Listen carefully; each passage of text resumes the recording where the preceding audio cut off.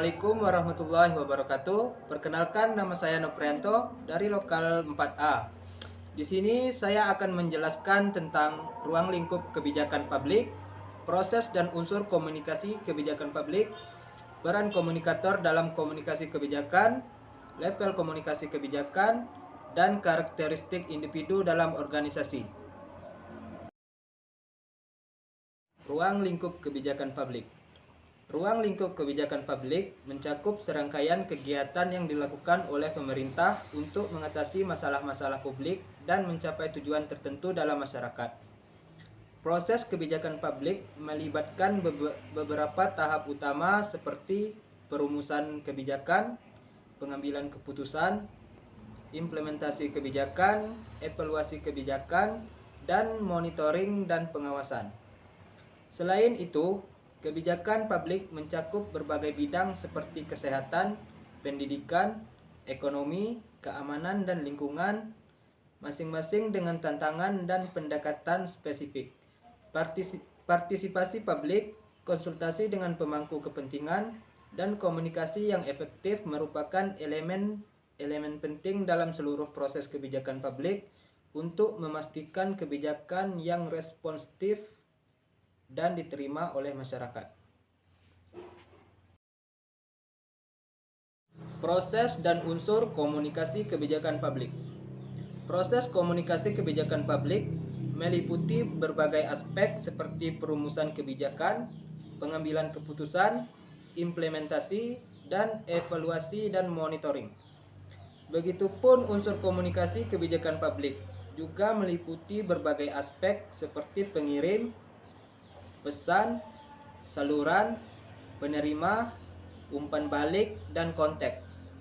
Komunikasi yang efektif dalam kebijakan publik memastikan bahwa semua pihak memahami tujuan dan proses kebijakan, serta memungkinkan partisipasi aktif dan dukungan dari masyarakat.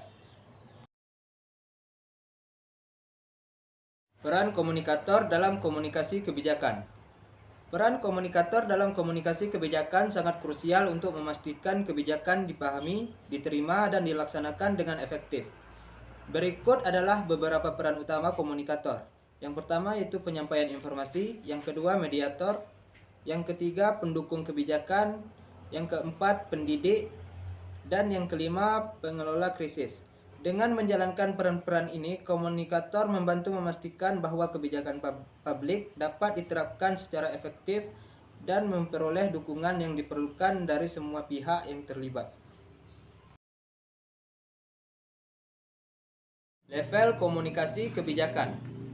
Komunikasi kebijakan beroperasi pada beberapa level, yang masing-masing memiliki tujuan dan audiens yang berbeda.